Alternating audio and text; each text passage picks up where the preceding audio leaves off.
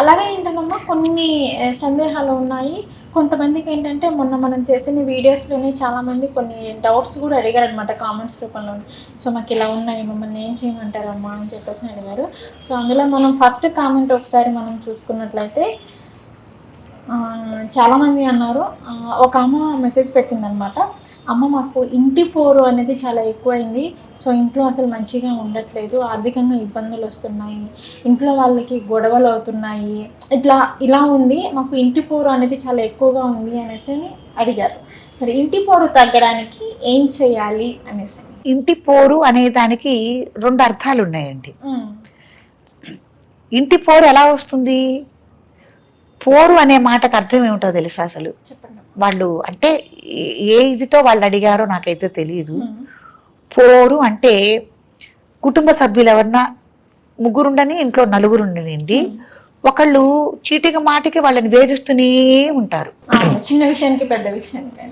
అత్తగారి మీద కోడలు కానీ, కోడలు అత్తగారిని కానీ. ఎట్లా అంటే పోరు అంటే నువ్వు అక్కడ కూర్చున్నావు, ఇక్కడ కూర్చున్నావు, అలా తిన్నావు, ఇలా తిన్నావు, అంత తిన్నావు, ఇంత తిన్నావు, నువ్వు అలా నడిచావు, ఇలా నడిచావు, లేకపోతే అలా చూస్తున్నావు, ఇలా చూస్తున్నావు అని ఆ విషయాల గురించి కానీ, నువ్వు డబ్బు అలా ఖర్చు పెడుతున్నావు, ఇట్టా ఖర్చు పెడుతున్నావు, చీరలు నువ్వు అవి కొనుక్కున్నావు, ఇవి కొనుక్కున్నావు, ఏ విషయం గురించి అయినా సరే 24 గంటలు చెప్పిందే చెప్పి ఎదుట వాళ్ళని మనం ఇబ్బంది పెడితే మాటల ద్వారా ఇంత పెడుతూ ఉంటాను చూడండి, అది పోరు అని అంటారు.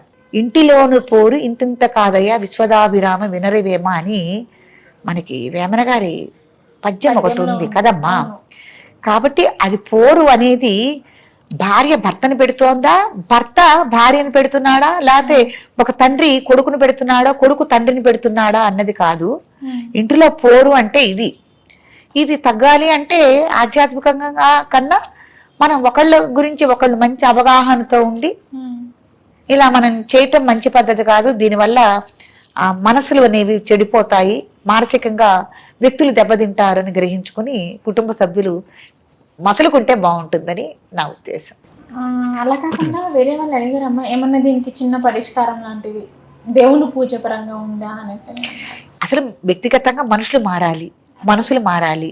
ఆ మనుషులు మనస్తత్వాలు ఉన్నతంగా ఉండాలి, ఎవరిని హింసించ. ఇట్లా 24 గంటలు పోరు పెట్టడం కూడా ఒకళ్ళని అది మహాపాపమేనమ్మా. ఇప్పుడు అహింసా మార్గాల్లో ఏమన్నాడు, ఒకళ్ళని మాట చేత గాని కదా, దేని చేత అయినా కూడా బాధ పెడితే అది బాధే, అది మహాపాపమే అని చెప్పబడుతోంది. కాబట్టి ఇట్లాంటివన్నీ చేయకూడని పనులు.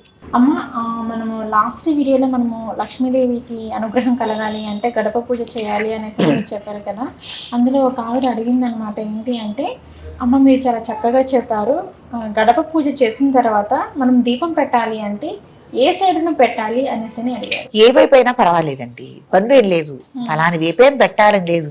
మరి గుమ్మాన్ని కాంచి మటుకు పెట్టకండి, ఓ పక్కగా పెట్టండి చాలు, ఎటైనా పెట్టుకోవచ్చు, తప్పేం లేదు. అలాగే ఇంకొకరు కూడా అడిగారు అమ్మ, వాళ్ళు ఏంటంటే అమ్మ నేను మెడికల్ షాప్లో చేస్తాను, సూర్యోదయం సాయంత్రానికి సూర్యాస్తయం మధ్య టైంకి నాకు కుదరదు, తర్వాత చేయొచ్చా అమ్మ అనేసి అడిగారు. మీరు తొందరగా ఆఫీస్ నుంచి కనుక వస్తే మీరు పడుకునే లేపు ఎప్పుడైనా దీపం పెట్టుకో, తప్పేం లేదు. కాస్త చెమ్ముడు నీళ్లు పోసుకుని దీపం పెట్టుకోవచ్చు. అది గడప దగ్గర పెట్టాలని ఏం రూల్ ఏం లేదు.